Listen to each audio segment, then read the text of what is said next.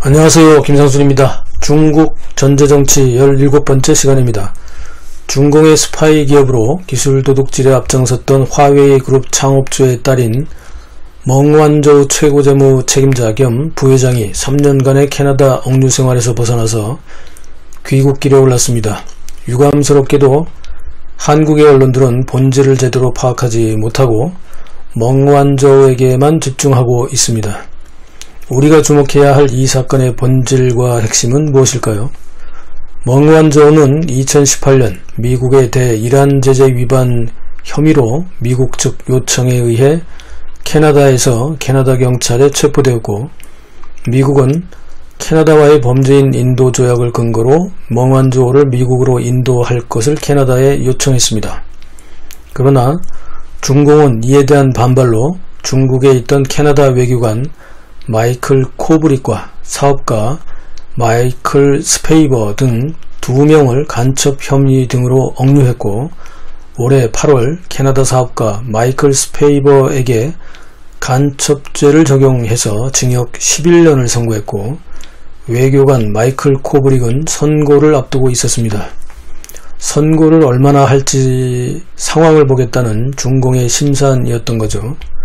캐나다는 자국 외교관과 사업가가 중공에게 억류되면서 캐나다는 멍완저우를 미국으로 인도하지 않고 캐나다를 떠나지 않는다는 조건으로 자유롭게 캐나다의 호화 저택에서 거주할 수 있도록 했습니다.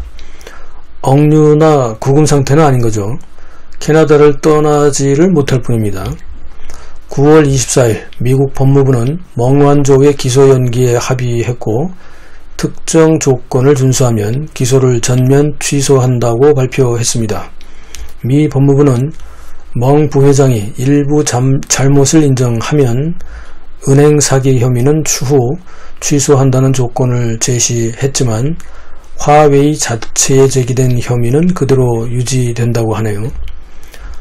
멍완저우는 9월 25일 마치 전쟁에서 승리한 개선장군처럼 캐나다 토론토 공항에서도 기자회견을 했고, 당일 밤 10시 광둥성 선전시에 도착한 뒤에도 또 기자회견을 하면서 잘못은 했지만 죄를 짓지는 않았다며 자신은 결백하다는 앞뒤가 맞지도 않는 주장을 뻔뻔스럽게 했습니다.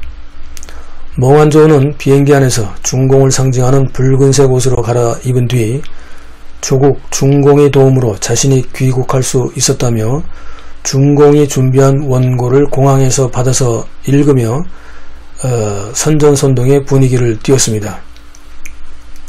중공에 의해 동원된 수백 명의 관중들은 무슨 소리인지 생각할 틈도 없이 환호성을 질렀고 멍완저우와 중공 만세를 외쳤습니다. 중공의 졸렬한 인질 외교는 이런 추잡한 장면도 공공연하게 연출합니다. 역시 선전선동과 조작의 달인들답게 뻔뻔하게 이런 짓거리들을 서슴없이 해내고 있습니다. 그러나 캐나다 자택에서 자유롭게 나다니면서 억류 아닌 억류 생활을 했던 멍완조는 조국에 돌아오고 싶었다고 했지만 자신의 모친, 남편, 아이들은 모두 캐나다에 두고 귀국했습니다. 무슨 의미일까요? 중국 네티즌들은 멍완조가 사실은 귀국하기 싫었을 것이라고 합니다.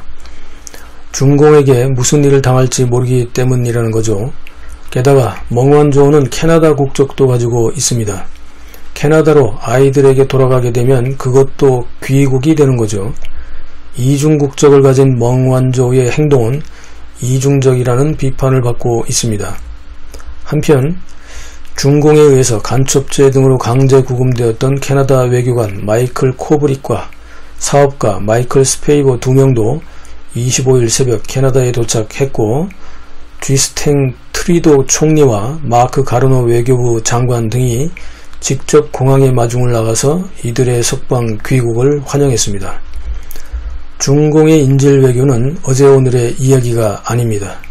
중공은 멍완조의 귀국을 미국에 대한 중공의 또 다른 승리라고 선전하고 있습니다. 미국의 사법제도에 당당하게 맞서서 싸워 이겼고 미국이 결국은 멍완조를 석방할 수밖에 없었다는 거죠. 그러나 그 뒷면에는 음흉스러운 중공의 인질 외교가 있습니다. 거의 3년 가까이 중공의 감옥에서 수감 생활을 해온 캐나다 외교관 마이클 코브릭과 사업가 마이클 스페이버는 간첩죄로 복역 중에 멍완조와 맞교환 형식으로 석방되어 캐나다로 귀국했습니다. 그러나 중공은 아직도 119명의 캐나다인들을 다양한 이유로 구금하고 있습니다.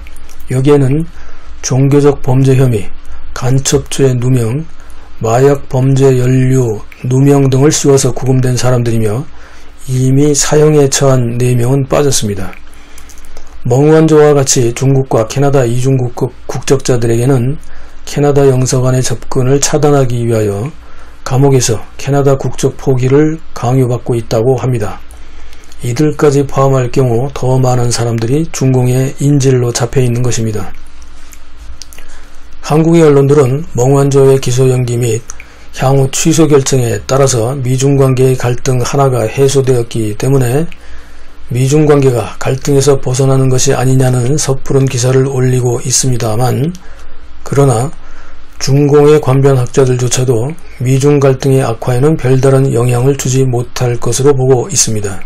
또한 캐나다의 경우에는 자국의 외교관과 사업가가 억울하게 감옥에서 3년간이나 가진 고초를 당했고, 현재까지도 적어도 최소한 119명의 캐나다인들이 중공의 감옥에 갇혀있기 때문에 캐나다와 중공 관계는 회복되기 힘들 것이라는 진단이 나오고 있습니다.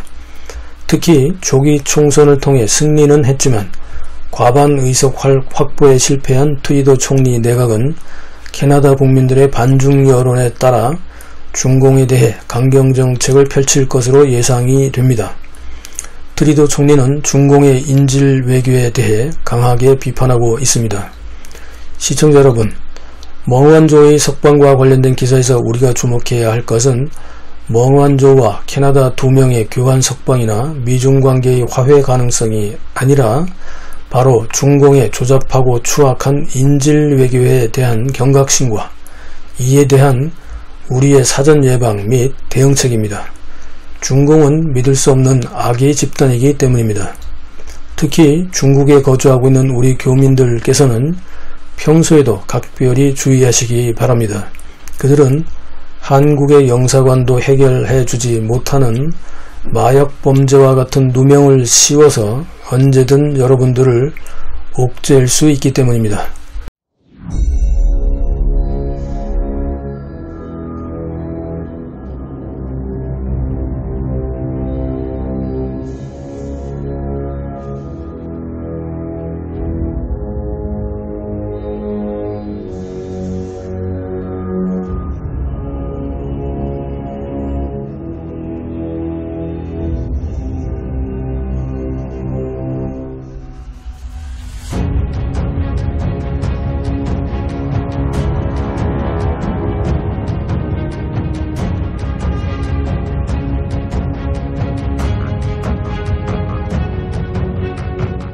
중공 전제정치 시간이었습니다. 구독, 알람, 좋아요 눌러주시고요. 감사합니다.